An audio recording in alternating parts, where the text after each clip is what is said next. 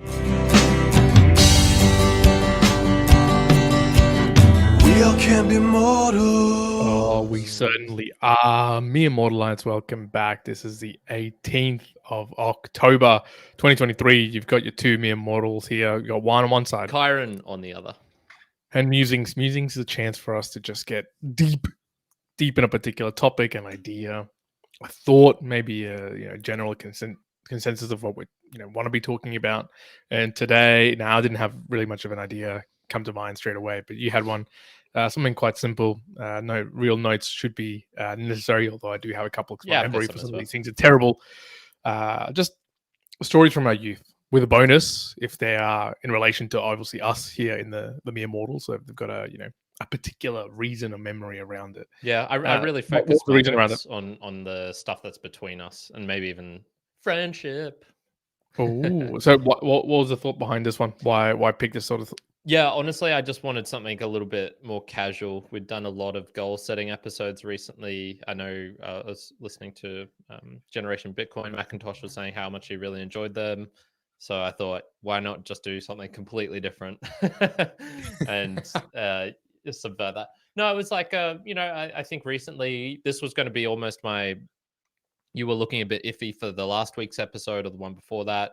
And I thought my backup was going to be, here's some stuff about how I met Juan, just like getting to know us kind of thing, because we've talked a lot. We've done 400 plus episodes now, but I think there's still probably a lot hidden behind the surface that people don't know about us, which might be enlightening. So just thought an episode like that, just to break up the normal heavier ones would be worthwhile. I like it. Well, look, I'm gonna kick it off. I think this is just gonna go like story tit for tat and a bit of conversation around it. So cool, let's do that. And I think the interesting thing is I was thinking through all these ones, right? I was going, okay, what's like memorable stories from my youth, especially things that might relate to us.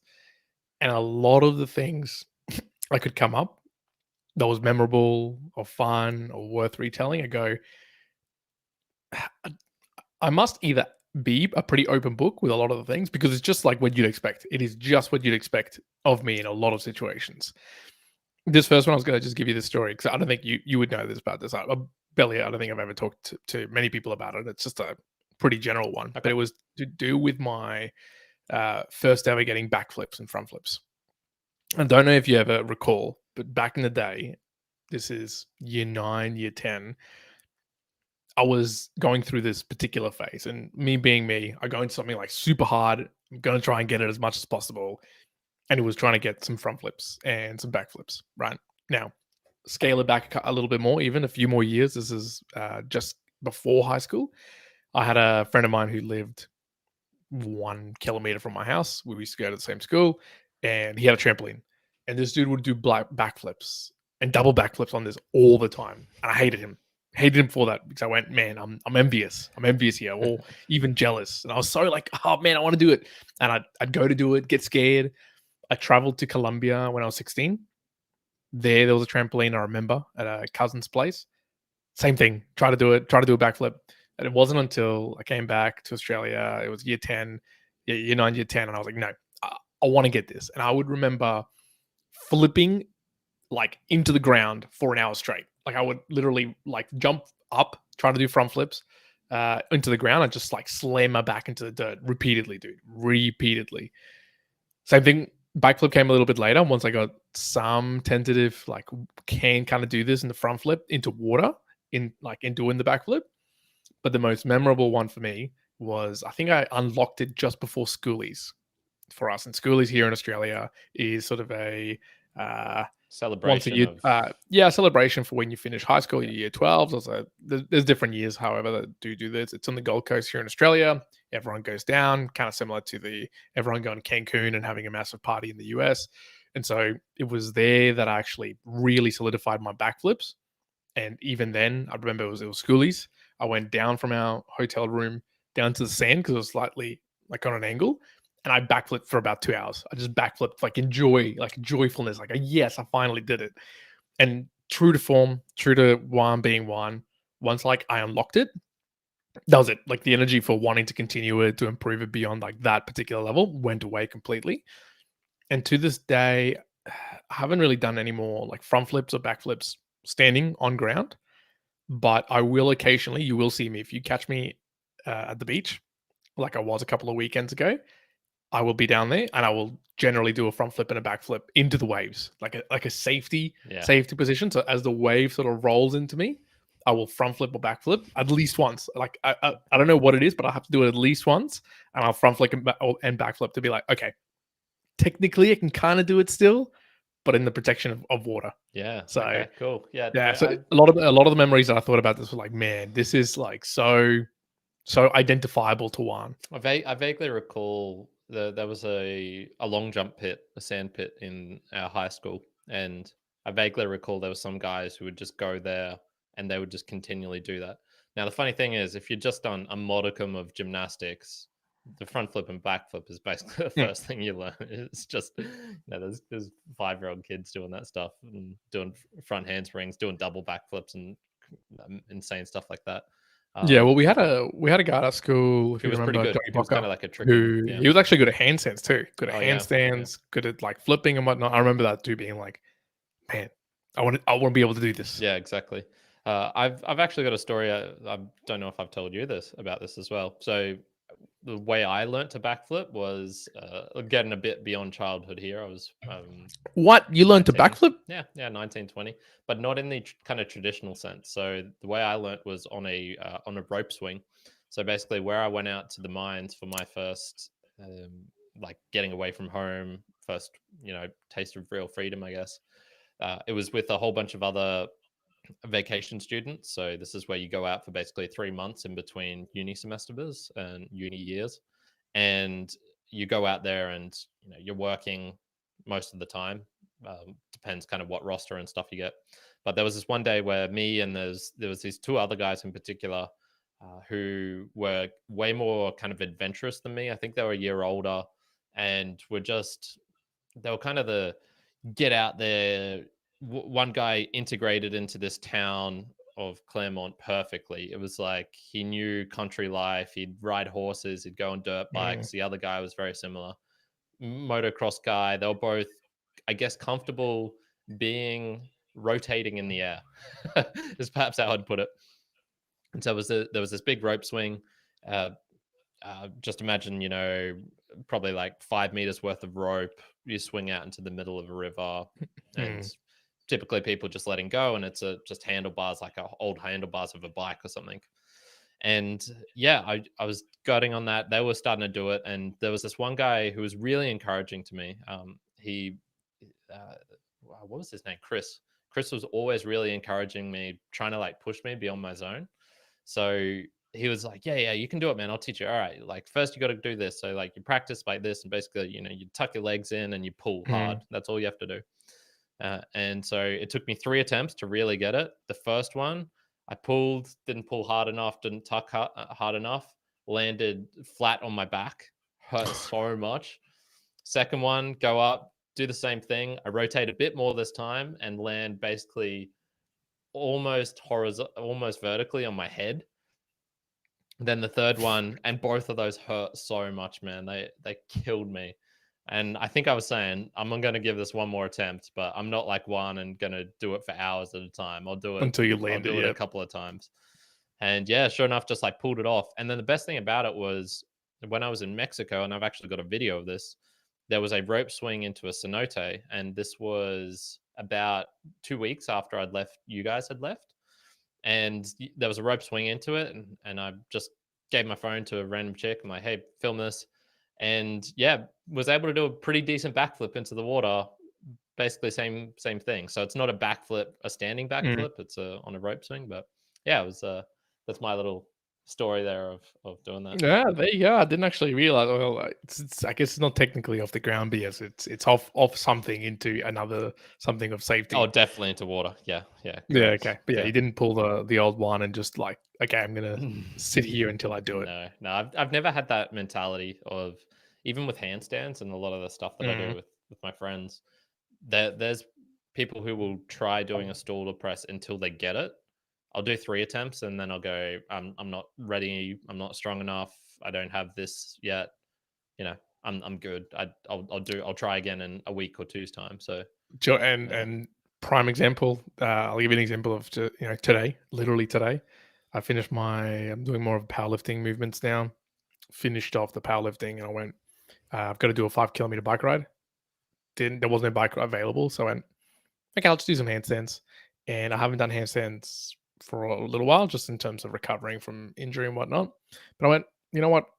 I'm going to just give it a go for 20 minutes. I'll walk 3 meter section basically. And I did the 3 meter after about 8 minutes. I went, I'm not leaving until I do 3 sections, like in a row. I'm not leaving this place until and it took like 20 odd minutes, and then I got it. No, okay, I can leave now. nice. So yeah, no, yeah, that's and not my you'll motivation. even love this, me immortals at home. My left elbow now, which is not the sore one, is now sore. Oh, So good. prime example. This is what happens when you decide to do it for no matter what. Pain's coming to you. Yeah, Pain's coming to you. especially when you're in your 30s and starting to pull that shit. All Yeah. right, I got one. Do you remember? Do you have a story of how we first met? Do you remember that? I think you tell this better, because honestly, I can't remember if it was in the classroom or if it was outside where we were just like, "G'day." Yeah. Look, so this is very distorted memories for me before 16. I have them, but these are distorted as heck, yep. definitely on the shakier side, 80%, 70%, something like that. So what I remember is basically first day of no, it wasn't first day of high school, because basically what they did at Springwood State High, which is where we went, there was a day or two, or maybe it was even a week of duration. So maybe it was just one day, but I definitely remember a day where I went in and we all got split up into these tiny groups, Mhm. 5, 6, 7 people, something like that. And you would have a person in an older grade. So we were 13 years old at the time. So there was probably a 16-year-old, something like that, who would show us around the school. We'd hang out with them for basically the whole day. And then we'd go to our assigned class after that. Now, Juan and I were in the academic one, so we kind of had like a special class to ourselves. So there was already a grouping of some people who already knew each other from different schools. I was coming from a bit further out than Juan was. What primary school did you go to? Slacks Creek, which was Slacks Creek. like 4 or 5 kilometers away. Yeah, a bit closer than me. I went to one which was probably closer to like 5 to 6, 7 kilometers. So I didn't know anyone. There was no, that's incorrect. I knew 2 people who were from my same primary school, but I wasn't really friends with them. I didn't really know them, so I was definitely kind of like scared. Kyrin coming in, doesn't know anybody, and I remember you and a lot more people had more classmates who they'd previously known from their school or things like that. And my version of this was, I can't remember being outside of the classroom. I just remember we had to go to. Do you remember the name of the class? 8A or something Ace. like that. Ace. No, but the building block. Do you remember the building block we were in? Oh, It was D block because it was the English block. D1 maybe, or D12. D12. Yeah, repping. And we go into the classroom. Doors open up, and everyone's just going to a random seat. You just pick a seat, and there was 6 kind of tables with chairs facing each other. So it was like 2 rows of 3 basically facing each other. And I remember specifically choosing the one that you were going to, because I just remember being like, oh, I think I like this guy. Or I remember like there was something that was drawing me to that table. And you actually had a real close friend called Darren. And I remember him coming up to me, tapping me on the shoulder and being like, oh, excuse me, can we change seats? I do remember this. Yeah. Can we change seats because I want to sit with my friend Juan? And I remember telling Being him, like, no, which is crazy because I look back and I'm like, God damn, like Kyrin had the balls to stand up to himself on the very first day. And this is like young Kyrin. This is scared as Kyrin.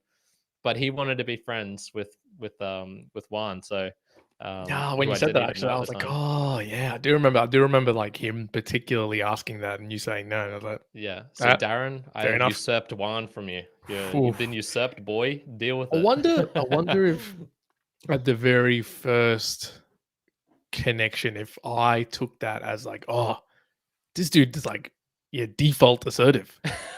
He must be my friend. Like this is Yeah, what true. I need. So Yeah, I holy was like, shit. probably I don't even know if I was thinking in that manner. Did we That's in that funny. same class? Was that the first time as well when we did the computer destroying thing as well, Oh, where they gave us like a PC unit? I don't know if you remember that, but they no, gave not us a really. PC, No. like the old school PCs here, the towers for folks at home who were using laptops and whatnot. And they basically told us, hey, do whatever you want to these ones. Like you're gonna have to pull it apart, pull it together, paint it in whatever way you want it to. Okay, I do remember that. Yes. Yes, Yep. and so And I that would don't have know been if very we early ended up, on. Yes. Yeah. yeah, because we ended up making one like with a fire on the side of the actual Correct. computer Yeah. tower, and I just remember again, one being one. I was always a little shit, continue to be a little shit, and I'm pretty sure I stabbed or like destroyed the internal mechanisms of this whole PC, like to Kingdom Come. Like this computer would never be used again. But I don't know if it was supposed to be useful or it wasn't. At least it was supposed to be creative. But yeah, no, that I do It's remember that. creative destruction. That's what Juan's all And about. it's interesting because the block that Kyrin mentioned, so D block, that block for us, I guess, through school, a lot of weird memories happened in that block. We had people trying to jump on me from like a tree stump and falling over the top of me. We had people jumping off the roof on that one. Yeah. People stacking it on the chains that would go around, like the walkways. Yeah, it was a strange place in the sense that most other kids weren't part of the academic program. There was only one. So imagine Mm. a class of 30, you've got, I don't know how many, 90 to 100 grade eights joining, something like that. And we were a class of 30, which was the kind of the special class. Yes, indeed. Juan and I are in the special classes. It Yep. explains so much. And What do you think they used to determine that we were in the special class? I've kind of often wondered this. there was a no, there wasn't a criteria. You didn't have to do an exam or anything. Because I remember Mm. asking my dad, why the hell why did I go to this school so far away from our home? And he was saying the one that was closer didn't actually have an academic program for so basically what that meant was we would just do, essentially it was lame because we'd do less sport and more study. That's essentially what all it meant. All And you would it ended start up being. school earlier sometimes, which was shit. And so what it just meant for us, I don't think there was any criteria because it was so new, I believe. There was no, if you just said, I want my kid to be part of the You'd academic be like, program, okay, you sure. could be, which is why there was a bunch of dead shits in there who were not the smartest bunch. Looking at one here. So Absolutely. but no, okay, here's a question for you though. Do you remember when we kind of became friends? Because there's still like the testing out phase, you meet someone new. Mm. Do you ever remember a spot where you're being like, oh, I'm good friends, or I'm maybe even best friends with this guy now? Because when in grade 8, certainly grade 8 and grade 9, I was much better friends with another guy called Carl, who was how would you describe Carl? Mulatto, chocolate. Yeah, we don't chocolate, have the quiet, and I think yeah, also but it it was served. Carl and Lenny. That was basically it. So I was Yeah, Lenny. A Simpsons reference there. and I think it served as well because you guys had like a deep, passionate love for soccer Yeah, and we played for things futsal like together eBay in or particular. against each other. Correct. So Well, I'm I trying to don't think. remember an exact moment, but I definitely remember, I think it was probably about grade 10 where I would have said you were my best friend. I think it There was, was I was just thinking your birthday party at your place and I'm can't remember what year that would have been. I think that Whether would it have would been have been. grade 8, man. Actually, no, it wouldn't Nah, have it been. wouldn't have been grade It would have 8. been grade 9 or 10 Yeah. because my birthday is earlier in the year. So yeah, we wouldn't have known Yeah, each it would other. have been grade 9. See, the weird thing is, I think it was wouldn't have said that it was at that point, but I think that would have been like the precipice to begin that path. Purely as well, because I think if I really think it, and I'm gonna have to like fact check this with my mum, but I'm pretty sure that was the first like friend birthday I ever got invited to. Oh, okay. I don't think I ever. So, like, this is a newsflash. First of all, like, not that I hate my birthday, I just don't care. I literally couldn't care. Zero zips. My birthday comes. I'd rather kind of like celebrate other people. That's all. Like for me, Yeah. I prefer celebrating others than myself. Pure and simple. Probably part because maybe we didn't celebrated that much when I was younger. Family is true. I don't know. Part of me, I think, it's just I find it easier to like be joyful of others than joyful of myself. That's just like a being hard on yourself type of deal. Like, oh no, going to the dark spaces. But I think after that year 9 invite or going to your house, I was like, this is kind of cool. And it was with amongst, I think it was friends from your like neighborhood as well, because No, you so had it was my best friends from primary school, which was really weird because dang, yeah, okay, it was a mix. And I remember actually talking with my dad about this, and he was recommending against it because Hmm. he was just saying, "Oh, mixing friend groups can be a bit risky. You sure you want to have high school friends coming over with primary school friends?" But no, I did. So I had it was you, maybe Carl, and then 2 or 3 of my primary Mixture school of primary friends. Yeah. school friends.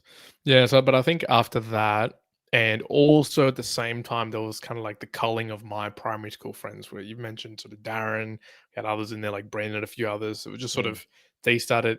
Oh well, they either moved away or they went to another school, or it just like you didn't like end up talking to them as much. And it would have been, and this is obviously we just talked about, we went into the ACE program and we were doing less sports, but it would have been for the fact that we ended up playing lots of sports together that I think that then like cinched the deal, because then we would do, I had like my notes were like playing basketball, playing soccer. I think the only sport we didn't end up like playing together was swimming. And I Yeah, think that yeah, was no, the I other remember. change as well, where I swam like I really wanted to swim up until I guess year 10. And then it started shifting away to other sports. I think that probably coincided with, well, less swimming meant going and playing soccer or playing along with friends. And can you remember when we first formulated our like friendship group, who we have to this day? Um, Not particularly. I do want to just say though, Mama Juan was saying in the chat that you did actually have sleepover parties, but there would be small ones, and you'd make pizza. Ah, yes, I do remember making the pizzas. Yeah, yeah, yeah. Yeah. So I mean, small. It was small celebrations. Yeah. So I would say it was relatively early on. High school is a weird time because you are trying to find your way again. And I'm just thinking back, I'm it's almost unbelievable that I managed to even make it through it, because, or even the first day, because I just remember how scared I used to be, how just terrified of kind of new interactions and new things like that. And our high school, you couldn't get dropped off into the front. They wouldn't really allow the parents to drive down the driveway. There was a kind of drop off zone at the start of the school, or you kind of could, but there had to be a good reason for it. Mm. So it's this really long driveway walk down. I don't know, 100, 200 meters, something like that, to get to the kind of proper school. And I just remember thinking, like, how the hell did 13-year-old Kyrin even walk that distance on his own, with his bag, Yeah, looking around, super nervous, tons of people around him. Like, it's just, even now, I wouldn't want to do that as a as an adult. If you're as like, an oh yeah, adult. you have to go into this concert, and you got to meet like a whole bunch of people, and they're all gonna, most of them are gonna be like slightly older than you. You won't know any of them, and you have to walk down this 200-meter corridor full of people to get to To it. get to I'd them. be like, what the fuck? No, that doesn't sound fun at all. Yeah, and then like in polar opposite, I don't I don't think that I was worried or anxious. In typical wine fashion, I probably had something else in my mind that was of more importance. Like I was thinking of sport or swimming or something else. Something else was just like that's priority. I'm not even caring about this. So, but I think I in part have like just naturally from my youth a desensitization. Is that how you say it? Jeez. Yeah. To I guess the experience of a new school and even like just going into a school in Sydney with very little English. It was one of those where, well, shit, everything from then on seems like kind of okay. But I think I do recall when I came in that very first day, I think I went around to our MPS, our multi-purpose shelter, and I found some of my friends anyways from primary school. So it kind of helped in the walking in there. But certainly it was very different between our last days at school together, and I guess Yeah, fast forwarding into our youth, and we'll go into the booster games in a moment. When it came to year 12, I think year 11, year 12, bit of a combination of both. It was a case of, I think, we solidified like the friendship as one aspect. So whether we were in a lot of classes together, whether it was physics, chemistry, maths. So we were kind of always hanging out with each other. correct. At that point in year 11, I did a lot of sport, and by the time year 12 came around, I just did a ridiculous amount of sport, more than probably I would challenge anybody, someone out there, tell me that you did more sports than me in your year 12. I dare you to say that you did, because there's almost no way anybody else did unless you were like a professional sports person. You mean And then we were outside hanging out all of the time. actual school?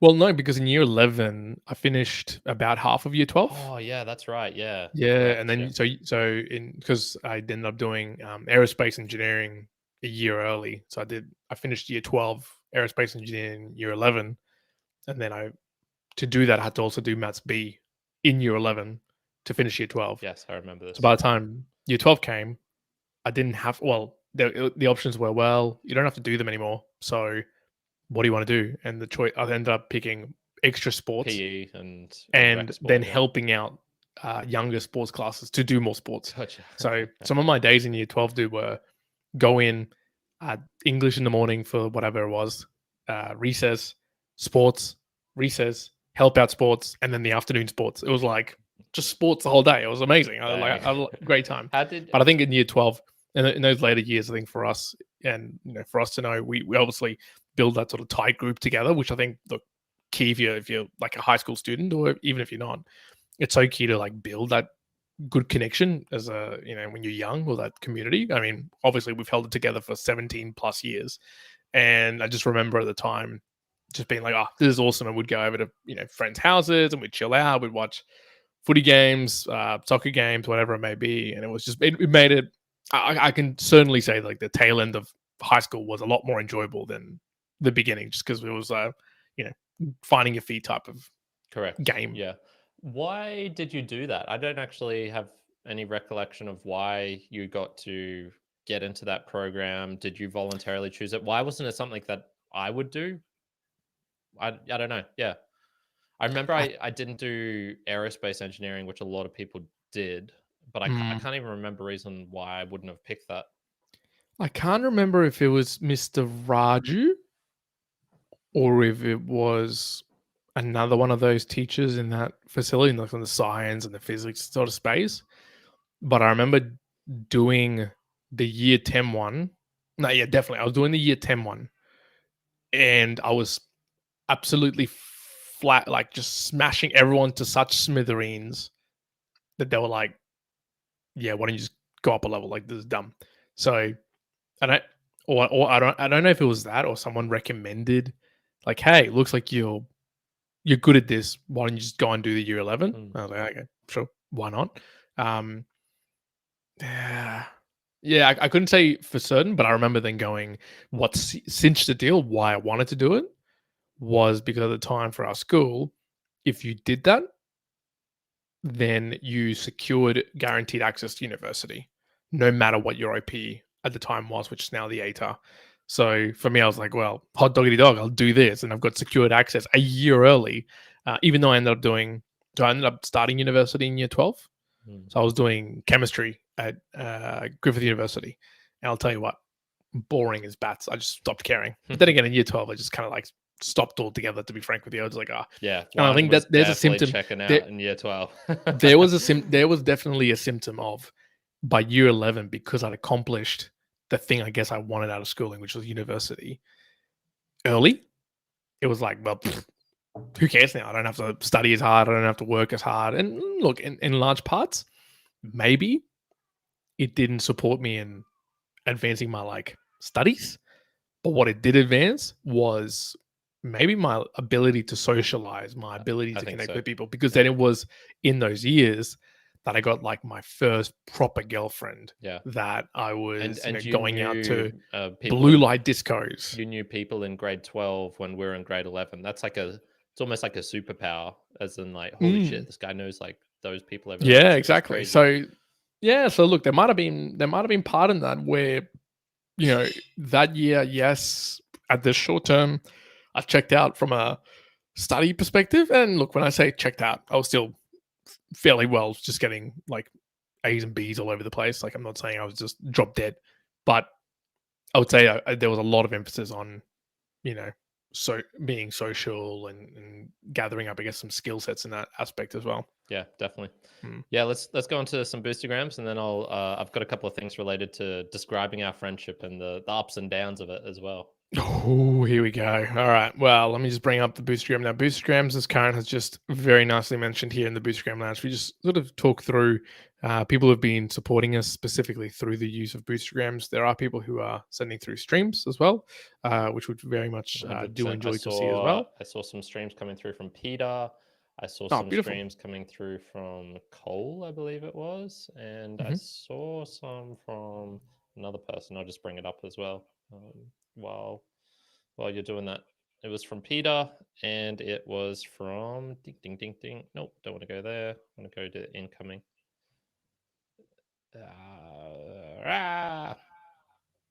Yeah, Peter and Cole, I can definitely say we're streaming through. Beautiful. Now, this particular week, we did get the dependable Dave Jones boosting through to the Immortal Nation, but I read that out last time just because it was a little bit delayed on a Thursday. So, he's still there. He's still there supporting us, but I'm Still not calling alive. him out right now. Thank you, Dave. But beside Dave, we've only got Peter coming through this particular week. Okay. So, but we got two from Peter here. One, so he sent to a couple of raw ducks, so 2,222 sets using Fountain. And the first one here says, did you change your diet much to accommodate more running type activities? Now, this was in relation to some of the running that I've been doing over in Mere Mortals in motion.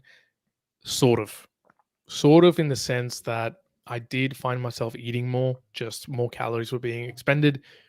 I guess I have a rough idea that I would have been burning about 3,500 to 3,800 calories a day prior to, with some of the running at 500 calories. So I was trying to offset.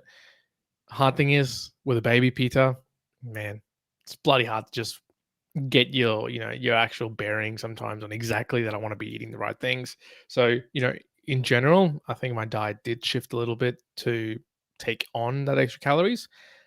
In saying that, there was also other days where I was probably eating even less and just absolutely burnt out from not eating too much, like overtraining at that point due to the eating and sleeping. So I would have wanted to change the diet more, but also plenty of other things more to kind of suit doing the running phase. But that's what I get. So on the opposite end for me, when I was training for the marathon a year or two ago, I can't remember when exactly it was, I have a very strange thing going on with me where no matter what I eat, it's like some calories just do not count. Nuts, for example, they're super high, super dense.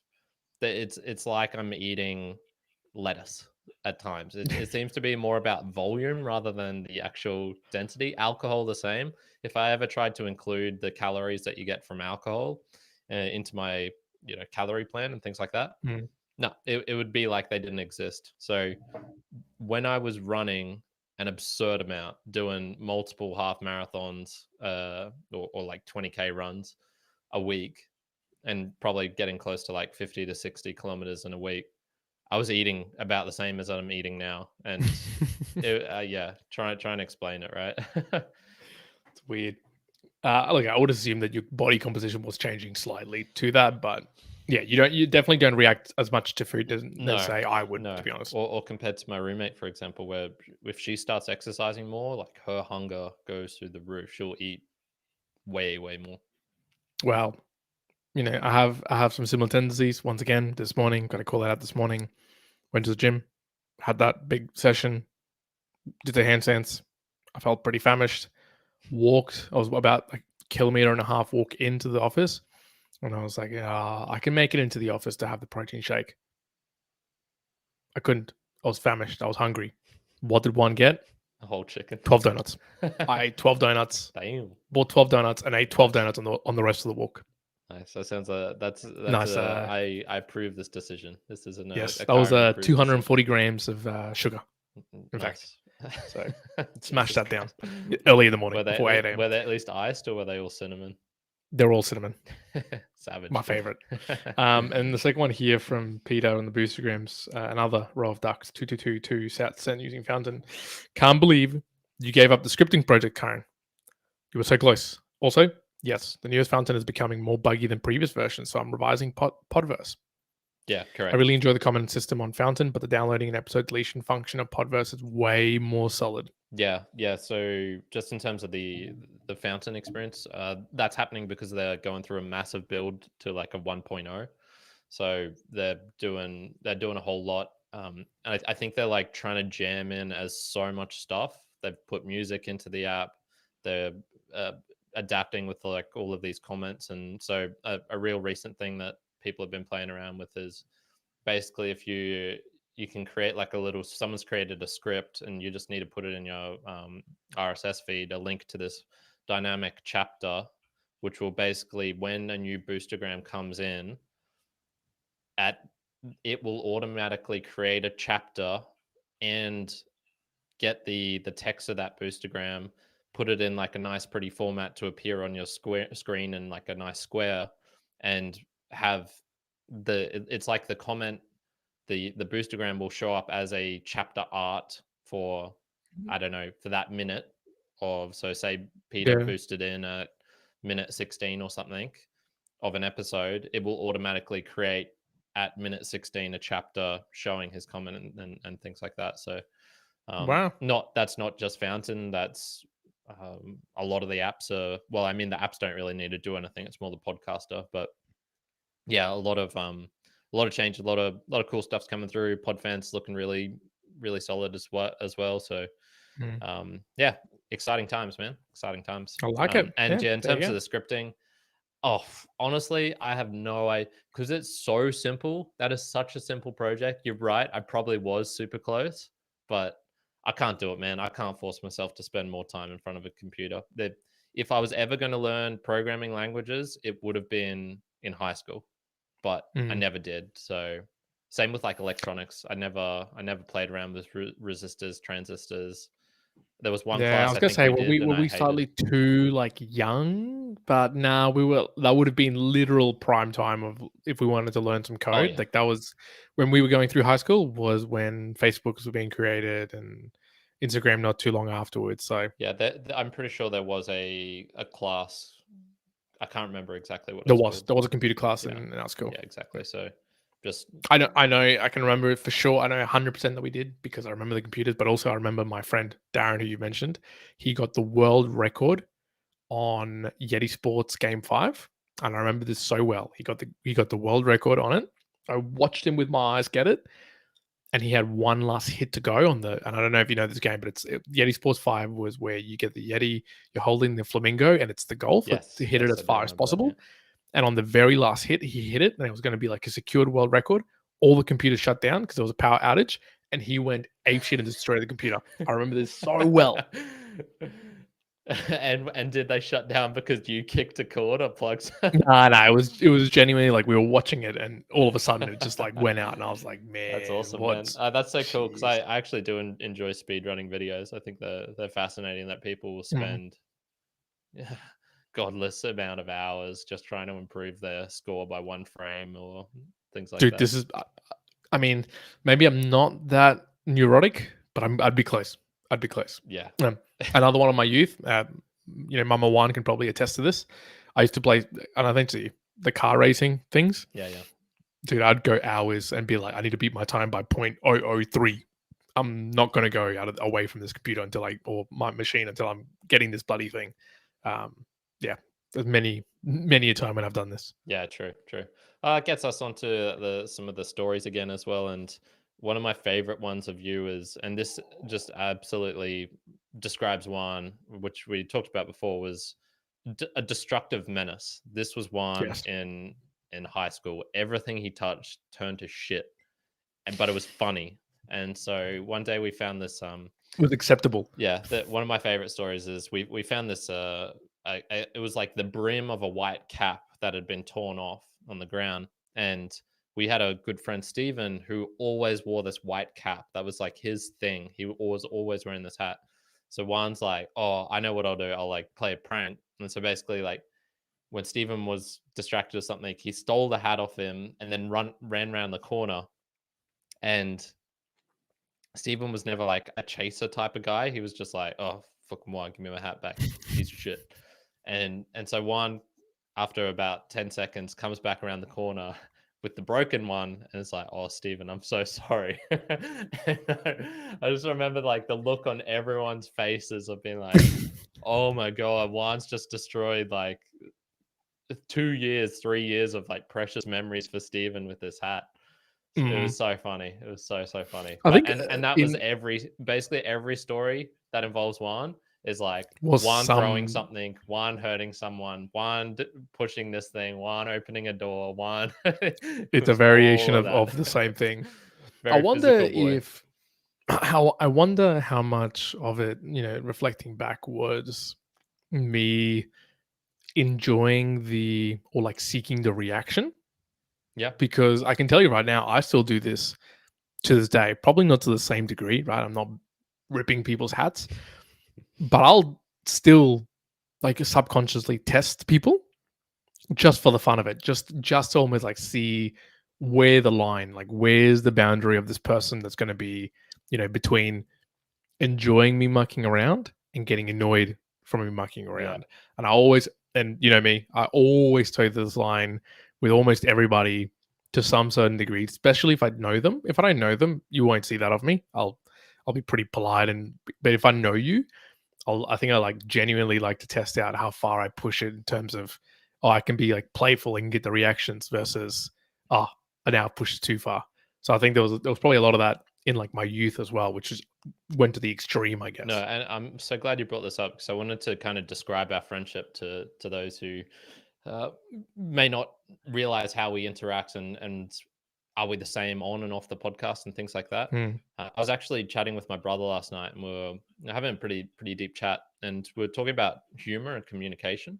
And I realized a lot of his style is very similar to yours, and how similar you two actually are, whilst obviously being individuals, and you're probably on the more extreme end, but is definitely that cheeky playing around sarcasm, but it's sarcasm that's not beneath the surface, very apparent. And so you should pick up on it. And if you don't pick up on the sarcasm or like the cheekiness, then you're an idiot. It's your fault for the most part. And I was just being like, you know what? I think that's, was I friends with Juan because of because of that? But it's like, I would say our friendship has never actually been dependent on anything, which is maybe why we've been able to last for like 2 decades.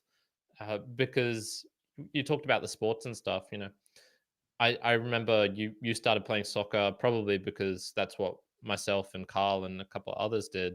So it's a way that you can join in on those conversations and talk about the English Premier League, which we're all sort of watching as well. But we were never on the same team. Academically wise, we were never doing the exact same things. You went to a different university than I did. It's always feels like we've just been wanting to hang out, and it hasn't had to have that link. Some friendship groups are very dependent on, we do this thing together, and if we don't do that, we're not really friends. I'm sort of like that with some of my handstand friends. Unless we're doing something active with our bodies, we don't really hang out that much. So I was thinking, like, what would be the closest link that we have? Maybe it's like self-development or something like that, related to that, or maybe even, and I hesitate to say ambition, but we both want to do things well. So it's not like if I succeed at handstands because I fluked it, I don't like that, and I think you're kind of similar with your thing. I don't think it'd be that either. Like, there was 2 points in my mind. One that I've written down, one just came in mind. On the what kept us, I guess, like what quality, I would say. I would say the one theme, which obviously displays very differently for both of us, would be both the level of curiosity and the level of discipline that we have at the various things that we do. Yeah. Now, That's probably I think the pretty. curiosity probably was the beginning, in the sense of, hey, it's interest in this, it's cool about that. Hey, let's look into this. Hey, let's try that out. There's curiosity about that, and you can still see that in for both of us in each of our ways, right? When we're looking to things that we're doing, you from a handstand perspective, I bet you bottom line that you're checking out videos, seeing how you can improve on whatever way, curious about how to do this and that. Of course, you're doing that. It's exactly what I do with my stuff, right? With running, looking into this, weightlifting, listening to podcasts. We both do that. We just do it in obviously different spaces. Um, but I think the discipline one probably wasn't apparent to us when we were younger, but obviously held as a quality all the way through in the way that either we've been raised or whatnot.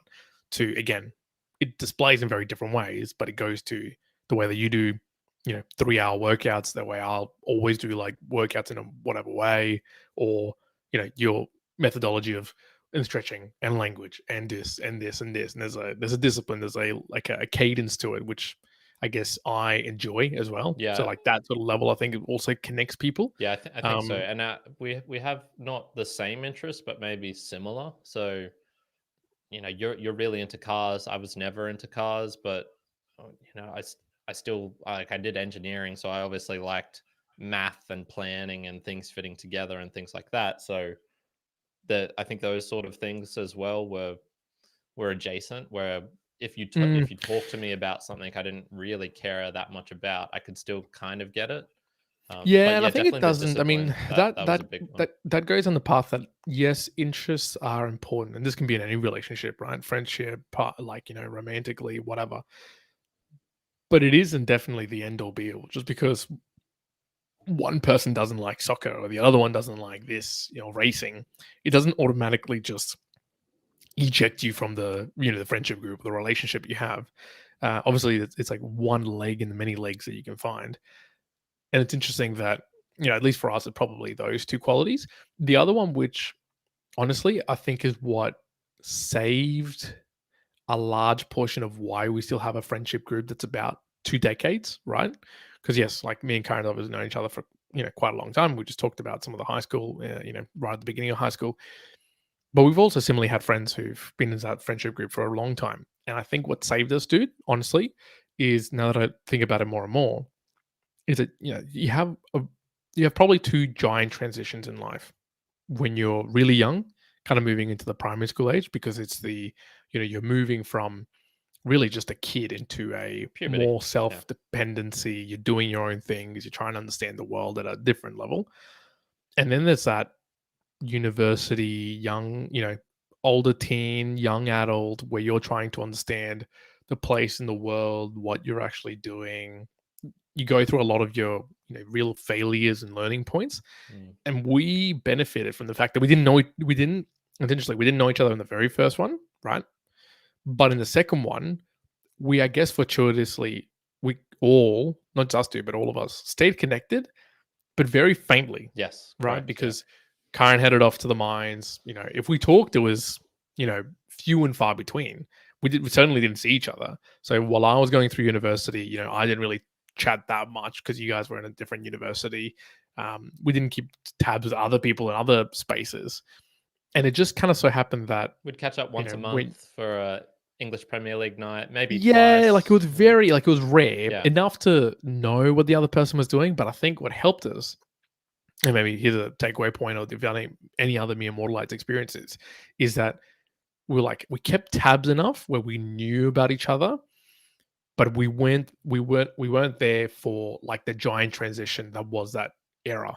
And so we almost kind of all came together to like hang out a bit more and connect with each other more slightly after that era, right? Which is after uni, after we'd sort of started the first, phases of work, where we started connecting again, and we were already into our new phases of transition. Yeah, so this is like mid-20s, roughly. Yeah, and where I'd say, like, look, is there going to be other transitions throughout life? Of course, like I'm going through being a dad right now, but I honestly can say it's not the gigantic transition that was probably those eras. Yes, it's differences, but not how I guess you'd interact with other relations, Yeah. especially like friendships and stuff like that. And so I think part of it was it stayed so well purely for the fact that we weren't there during that time, which look, for some, it can even strengthen it more. But for a lot of other people, it can weaken it because you just change, you just part ways, and you go, oh, well, this uni friends are way better, so I'm going to go and hang out with them, or work friends or whatever else. And so I think we benefited, or all of our group benefited because of that. Yeah, definitely.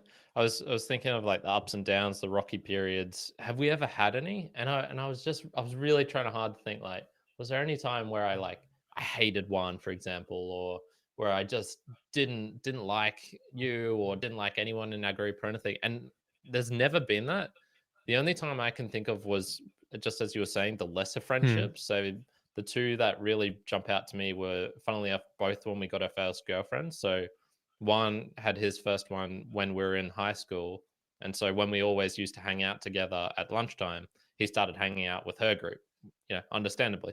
So that was one where I was like, oh man, I'm missing Juan a lot here. And there was like a little bit of separation, at least compared to how much we were hanging out a year or two earlier. And then very similar to me, when I went to the mines and lived in a different city, got a first girlfriend. I didn't have social media, so it was very much like I would come back to Brisbane maybe once every 6 months was the average, and I'd make the effort to hang out with you guys at least once or twice. But it was kind of almost fortuitous as well. It was kind of, I was very much in my own world doing my own things, and then when I came back, that's when we all started reconnecting, hang out again, and I kind of got to meet some of you guys again. I met, it was like I met a friend, Manshil, where it was just like, oh shit, he's like become a 9 to 5 guy now. Like he drinks on a Friday evening. This is so crazy. This is because this is completely different from what I remember of him.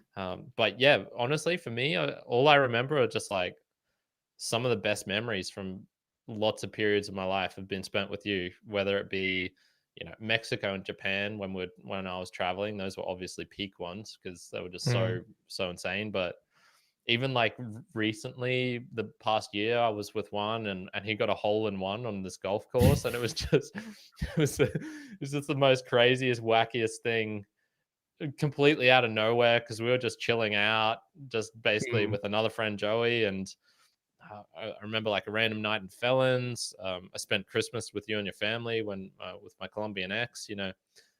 There's all these just like periods of peppering, and I don't ever remember being in a fight with you or anything like that. Like there's never been anything like that. Yeah, I mean, look, it obviously don't paint it so rosy that would be like it's the usual as there being anything, but I think it helps that. Well, you're kind of similar to this. Well, I'm much more this, where I move on from things like quick. I will be annoyed about something. So, like, have we been annoyed at each other? Well, duh, of course we have. Yeah. Go check out episode 400 for a little bit. I've been creating some clips from that, and Oh, there's just where you can see this is like the closest we'll get to a disagreement where you were talking about video things. I was talking about like, I don't really want to do it that way. I don't think you've thought about this. There was just like disagreements of opinion for sure, but it's not like we were yelling or raising voices. Or I mean, the only yelled voices was when I was editing some of the clips, and I'm like, Juan, you dumb fuck, that's wrong. I still think it's wrong, but it's not. We've never yelled at each other, for example. There's never been yeah, and I don't know, and honestly, I don't know if that's like, is it? Do people like yell at each other or get angry at each other in like other friendship groups or with friends? Because I'm like, man, I just haven't had that experience at all. Or drama. I think perhaps what part of the thing is, one, we've had like two things going for us. One is that we're actually not that close emotionally, in the sense that it's not like we have to see each other all the time. We don't even like hug that often. It's like every now and then we will. There's always been like a little bit of a distance, I suppose. I've never been super deep into your life. You for me is either. That could just be because both of us are somewhat, I don't know, maybe emotionally Like distant that anyways. people. Yeah, so it's not like we need that from each other. And then the other bit is just we've never had honestly, it's probably we've never had girls in the friendship group. It's always been guys. Honestly, probably the same thing as that. So just avoided a lot of a lot of drama as well. a lot of sexual drama and other drama because of that. Yeah, but honestly, and it's similar things. From I was thinking through from, I guess in the wave of of a friendship or of us kind of like knowing each other, yeah, of course. You have like the trips of us going away, and even to this day, right? Obviously, there's future looking, not youth, but we obviously still think like, hey, we should probably plan to do this, and go to this particular place because this event's happening, and do it with another mate of ours. So I think that obviously continues through that in the thread. I think the other one which has helped us, and what I guess I really enjoy now, naturally me, not so much that I'm like a lone wolf all the time, but generally, and you would have noticed this, I'm not the type of person, realistically, even friendships, like I'm going to reach out and be like, hey, how are you going today? Like, let's chat. Let's talk about it. Nah, I'm not doing that. It's generally, I'm very direct with things that I'm talking about. Maybe like sometimes when something like dumb happens and I want to share it, bus crashing or some shit. Okay, I'll share that, right? Yeah. But otherwise, I'm not chatting. But same, you're not either. Like, you're not that type of guy either where you're all the time. Like, apart from a few memes here and there, I don't take you for a guy that's going to hang out sending me 100 messages, No. to friends about like random things, right? Like, it's just not. And so I think that also helped, because then our interactions are not.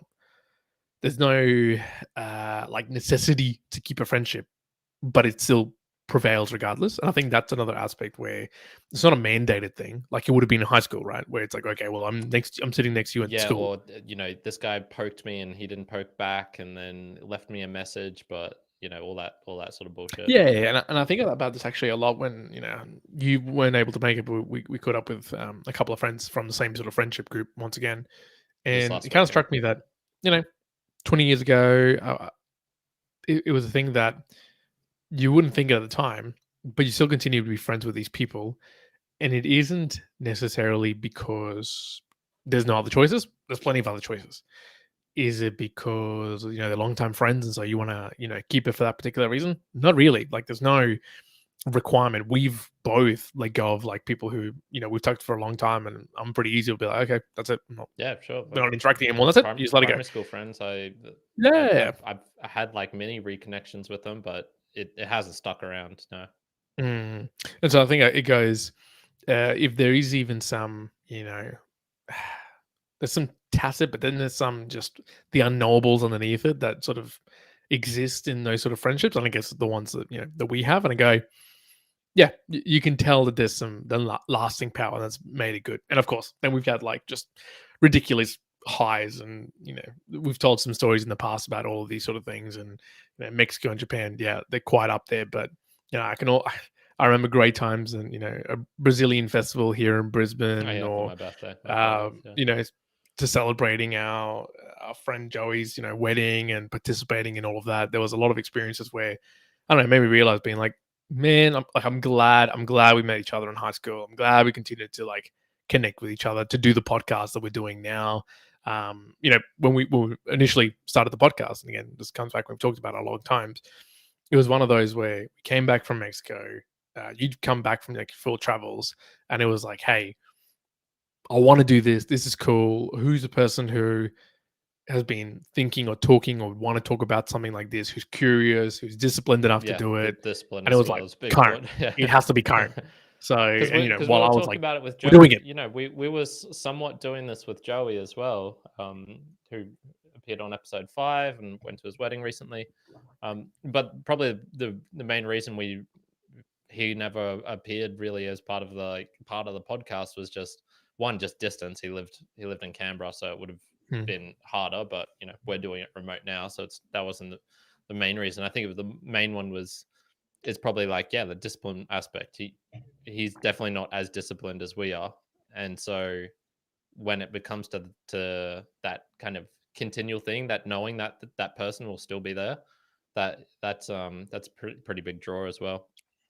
Well, and look, my final point for me is like, this is kind of like podcast and friendship, but here's a story. And I guess now for us, like, I can extrapolate things into the future easily with you, which I think is a good thing. It's almost like there's some certainty in my future, and I think our friendship helps with that. So I'm certain that tomorrow you're not going to message me 50 times to say like, hey Juan, like, man, I'm having trouble like choosing the shirt, or what should I eat in the morning, Yeah, or or it's like you're not Juan, I think I'm like actually in love with your partner. You know, like, it's not... Jesus. And there's like, I think one big aspect as well is, we might complain, maybe individually, maybe to other people. Man, I don't think we ever complain to each other. Very rarely do we No, it's not complain, so like much. just randomly out of the blue. Just about never Yeah. happens. So I was gonna say, if people want, because you might think like, oh yeah, but we only see you on the podcast, but ever since we started using the Discord for chatting as well, that is basically you're seeing everything that Juan and I go is now online and viewable, because if you join the Discord, you'll see us like sending a couple of random messages throughout the day. Sometimes Juan will be talking about like, book reviews, a little bit of like random strategy in terms of, oh, okay, this is what I'm working on. I want to progress to the lives. Should we do this or that? Other than actually physically getting together for a drink to catch up with friends, which I missed out on this last Saturday, that's you see everything. This you get to be part of our friendship now if you want to, because you see everything. Join in. It's there basically like partly online. So I think there's a lot of that, but yeah, like the certainty, and so extrapolating into next year, very high likelihood you're going to be traveling the world, right? And I guess in an uncertain relationship or a certain connection, some people might be like, oh, okay, I've got a bit of anxiety. I'm going to be doing the podcast for blah, blah, blah amount of years. How's that going to work? Dude, I haven't No, neither. I'm worried about it for a second. Yeah. And I think it's because I go, cool. When we go to it, either, Kyrin will have thought about it. He'll have thought it through. He'll have a plan. We'll figure out what's going to go. And it's just been easy. Yeah. Like, it's just like, it has been zero on my mind. And I think I actually said it to someone that you were traveling and they're like, oh, well, how are you going to do that? Like, yeah, we got this tool and we use this. Minor logistical issues, which will get sorted out. Yeah, it's not. Yeah. So I kind of go like, yeah, that's good. And I think that amongst many things, what I guess as one big aspect that I value in friendships is like certainty. And I think obviously we've had a lot of years, but then I value that certainty with you in terms of the friendship and we continue forward. So I think that's what makes it, I guess, a little bit summary for me. Yeah, nice. Yeah, I don't have anything else to say other than like, yeah, what you see is what you get. Like this is pretty much us. There's no there's no extra additional things, and there's no way we would have been able to fake Keep it up more for 400 plus episodes. Yeah, correct. It would be way too much. And here's an even more meta thing, right? How I am now, which I really like. How I am now in the podcast, how I am with my friends in person, is exactly how I am at work now, right? With my day-to-day work. Dude, today we were doing something about sizing or some extra work, right? And I started being like, all right, because they couldn't. Sometimes you have to kind of guesstimate the size of things. You don't go by hours. You kind of have to just go by size. And it's a big group, and I was trying to be like, okay, so like, is this like easy peasy lemon squeezy kind of size? This like grapefruit, grapefruit size. This watermelon, we're talking big. And some people got it, some people didn't. So then I was like, okay, I got to change the joke, and I just changed the joke, right? And it's enjoyable. Like, it's enjoyable to be yourself in all mannerisms wherever you can. And I guess good friends allow you to be yourself. I think that's another important piece to the puzzle as well. Yeah. No, you can't have any tiptoeing or tentative, or should I say this or should I not say that? No, it's that's critical. Speaking of good friends, so my friend Lucas, who I hope to be seeing, actually, part of the inspiration wanting to travel to Brazil, is in the chat. So I was actually just looking up the time. Oh, damn. So it's 7 a.m. there at the moment. So there's actually like, that is a doable time for me to be 6 a.m. waking up. So might not even need to change the actual time. Logistics, this is a problem solving logistics in real time. And he was just saying like, he was doing some handstands with his friend Mary, who they were close in, like they weren't too close in the past, but then like randomly they just started hanging out together again, doing handstands. And I think that's the other kind of cool thing. Like you can reconnect. Like I feel there's always the opportunity to actually make another friend group. It is harder, definitely when you're older. Like there's no doubt about it. But I think most of it is about your attitude. And if you're wanting and looking for creating another friend or finding one at the moment, I think that is doable. And you just have to have the kind of openness to it. Gotta be willing to be flexible on some things, but also just being like, not trying to look too much out of one friend as well. I think that's the important thing. I think it's okay to have friends who you won't do stuff with, where it's like, this is a really good friend who I enjoy for like the book club or reading or something like that, Hmm. but we're never going to exercise together. I think that's also an important one. But yeah. Yeah. It Thanks doesn't for have to be.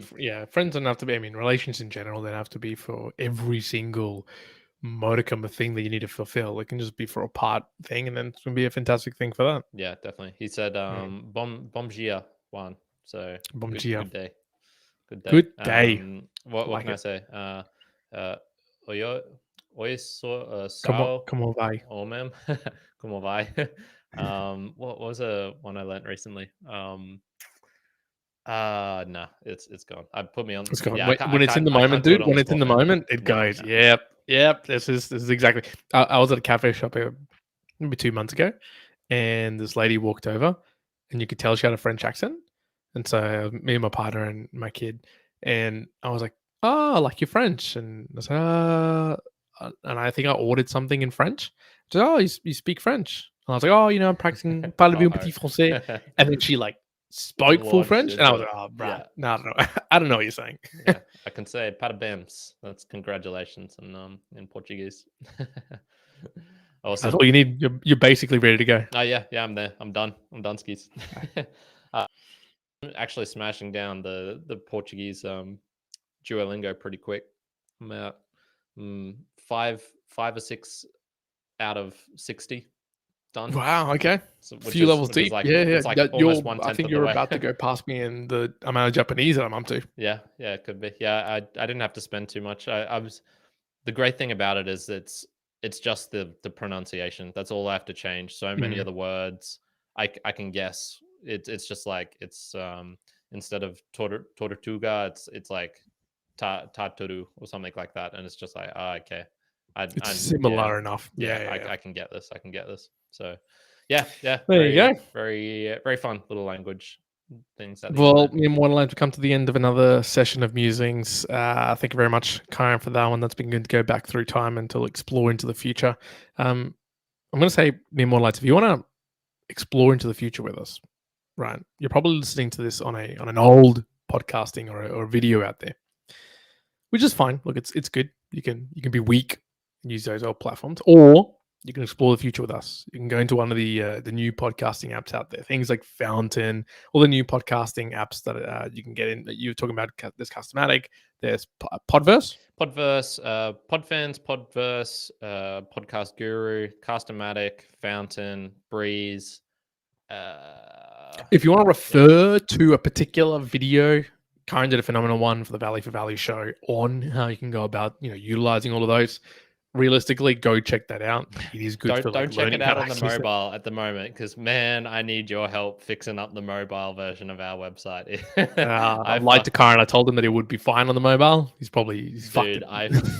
it is the mobile version is a mess. It's an absolute mess. Look, it was already a slight mess before I was trying to fix some stuff up, but it's turned into a schmozzle, man. Okay, you're gonna have to fix up this schmozzle. So I'll look into the schmozzle. But regardless, there is a video out there of how do you go about supporting us, because we do ask to support in the value for value way, which is sending through Yes, correct. Boostagrams. That's Toshis with some messages, with a message attached to it. We read out some of those from Petar. Dave Jones, the dependable Dave Jones, sent through some of those ones on a weekly basis. Look, it helps us to bring in those Satoshis. It helps us, cost us money to actually produce the podcasts, get together, sit down, have a chat. Yes, me and Kyrin are friends, but it also is good if we can cover the expenses that come along. 100%. We're actually doing that too. So streaming and sending through Boost absolutely helps us to continue to do the podcast as well. 100%. And best way to do that, go to meremortalspodcast.com/support and you'll get explanations there of how to do all of that. That's the best way. Do it on the web. Do it on the desktop, not on mobile the for now. desktop. If you want to get the best experience. We're gonna leave it there. Me and Morlands, I hope you have enjoyed. And look, to be honest, if you've followed along to more than 20 episodes, maybe 50 episodes of the Mere Mortals, I'm going to say you're part of a friendship group. You know us fairly well. If you want someone else to be included as part of a friendship group as well, share the podcast, share the session, see if they enjoy it, see if they connect with you in different ways and have curious conversations. I guess that's all part of it, right? That's what we've just talked about. We're disciplined enough to get it out. If you feel like you're curious, join in the party. Yeah. Come Come join our Discord as well, and you can interact with us in there on a kind of daily basis if you want to hear what we're getting up to just behind the scenes. Absolutely. All right, Immortalized, thank you very much for joining in for wherever you are in the world. Remember, we are live 7 p.m. Australian Eastern Standard Time. Correct. In Breezy. For now, we'll leave it there. Bye now. Kyrin out. Peace. Bye. Choo.